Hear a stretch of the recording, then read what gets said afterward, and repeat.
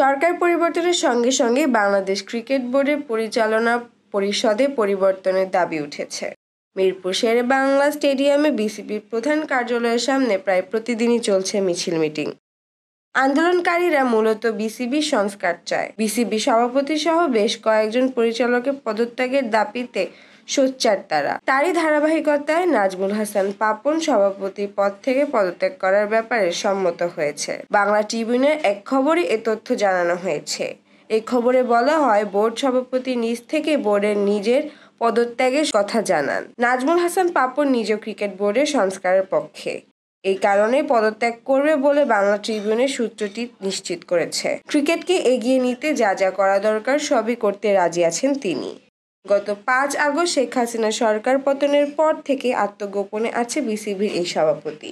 যতটুকু জানা গেছে, এই মুহূর্তে তিনি লন্ডনে অবস্থান করছেন। বোর্ড সভাপতি পাপন সহ বিসিবি আরও 13 পরিচালক আত্মগোপন আছে বলে খবর পাওয়া গেছে। সামনেই নারী টি-20 বিশ্বকাপ।